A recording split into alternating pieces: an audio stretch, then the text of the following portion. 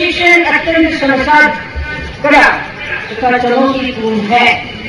कैडेटों में इस अकादमी में निरंतर प्रशिक्षण के दौरान यहाँ के रिगर्स तथा रेजिमेंट का पालन करते हुए जो ऊर्जा तथा समय लगाया है उससे वे अत्यंत उच्च क्षमता के अफसर बन सके।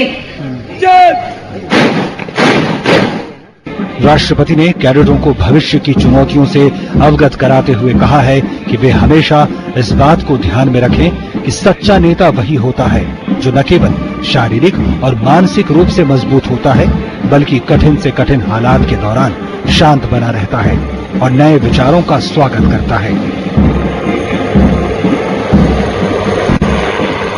एक कारगर सिपाही और अधिकारी को तैयार करने में सैन्य नेतृत्व संबंधी गुणों की बहुत महत्वपूर्ण भूमिका होती है। एक सच्चा नेता आगे आगे रहकर कार्य करता है और दूसरों के लिए उदाहरण पेश करता है।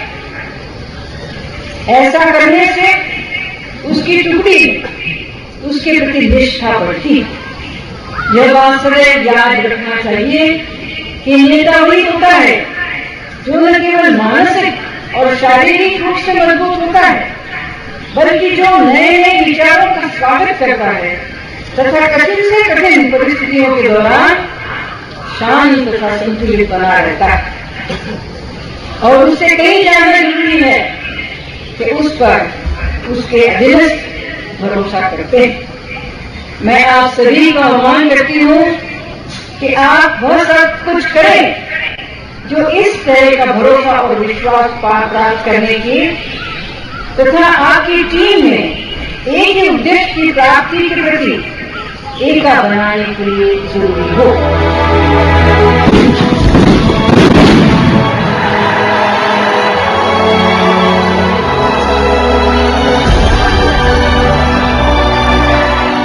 देहरादून के भारतीय सैन्य अकादमी से पास आउट हुए इन जेंटलमैन कैडेट्स को देखकर आप अंदाजा लगा सकते हैं कि भारतीय फौज में शामिल होने का ख्वाब पूरा होने पर ये कितने खुश हैं। भारतीय सैन्य अकादमी ने पिछले 8 दशकों में देश को एक से बढ़कर एक सैन्य अफसर मुहैया कराए हैं। भारत के अलावा दुनिया के कई देशों के सैन्य अफसर भी इस अकादमी से प्रशिक्षण पा चुके हैं। 51,038 commissioned officers. Out of this, in all the various operations that we have gone through and various wars or battles or counter-insurgency or terrorism operations that we have fought, 819 officers have laid down their life and their names are inscribed in golden letters in the war memorial across the road. And a part of this, we have also got a fair number of gallantry awards for them. Just to highlight you, the Paramveer Chakra, 6 officers and 17 Ashok Chakras.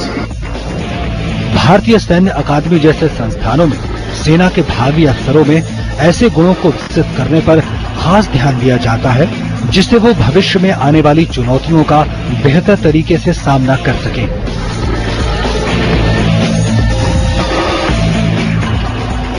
The aim of the training here is to ensure that we have 3 basic traits in future officers: they're intellectual, moral and physical. And we make it a point to address all these 3 issues here so that on commissioning they can take over any sort of situation which comes their way. They are fully trained and fully motivated.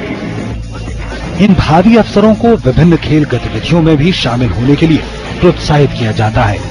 इससे खेल प्रतिभाएं तो निखर कर सामने आती ही हैं, साथ ही इसका फायदा उन्हें अपनी जिम्मेदारियों को बेहतर तरीके से निभाने में भी मिलता है। विभिन्न खेल प्रतिस्पर्धाओं में भारतीय सेना के लोगों ने पदक जीतकर देश का सीना गर्व से चौड़ा किया है। We have added 2-3 more clubs. One of them is a scuba diving club. At the moment, we only started the initial training on the scuba diving, and we are doing it on the deep end of the swimming pool to get the initial impact that how do you go about for any sub-water operation which maybe they be made to do, and they have to use scuba equipment, the basics are being taught there. We've also started an ice skating club here. We intend to take full advantage of the rink which has been made here for the winter games at in Dehradun, and we would like to send our regularly clubs as and when the ice is there and all, and I think it will be a big boost to us that people who go to JNK and all, or the CHN, and they know a little bit of ice skating, it will be easier for them to learn skiing or things like this. फौज में शामिल होने का फैसला केवल career चुनने भर का फैसला नहीं है। अगर एक बार आपने फौज में जाने का फैसला कर लिया तो समझ लीजिए कि एक ऐसे सफर की शुरुआत हो गई जहां अनुशासनबद्ध जिंदगी है और ऐसे ऐसे कारनामे हैं जिस पर देश का हर युवा आप पर गर्व कर सकेगा। हाल के वर्षों में दुनिया तेजी से बदली है। सेना की सुप्रीम कमांडर राष्ट्रपति प्रतापदेव सिंह पाटिल ने भी देहरादून में पासिंग आउट परेड में कैडेटों को अपने संबोधन में बदलते परिदृश्य में खतरों की प्रकृति में बदलाव की बात कही। उन्होंने भारतीय फौज से इसके मद्देनजर पूरी तरह से तैयार रहने का आह्वान किया। उन्होंने कहा कि हाल के समय में युद्ध की प्रकृति और रणनीति में काफी बदलाव आया है। इसको देखते हुए सेना को विज्ञान और तकनीक का अधिक से अधिक प्रयोग करते हुए नई चुनौतियों से निपटने में सक्षम होना चाहिए। लड़ाई के दौरान युद्ध कार्यों की प्रकृति में लगातार बदलाव हो रहा है और वास्तव में इसी तरह हमारी राष्ट्रीय सुरक्षा के लिए विभिन्न खतरों में बदलाव आ रहा है।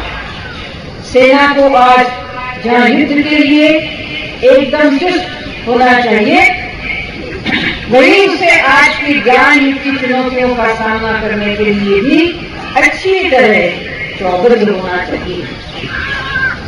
सेनाओं की कार्यरता के लिए रक्षा तैयारियों और युद्ध कार्यों के क्षेत्र में विज्ञान और प्रौद्योगिकी का प्रयोग जरूरी है। आपको भावी नेताओं के रूप में नई तथा उभरती प्रौद्योगिकियों को एक हथियारों तथा प्रौद्योगिकी के आधार युद्ध कार्यों की संकल्पना की जानकारी होनी चाहिए। अपने धर्म अर्थात एक लड़ाके के धर्म का पालन करने में ज्ञान की कमी और तैयारों की कमी कभी भी आपके आगे नहीं आनी चाहिए।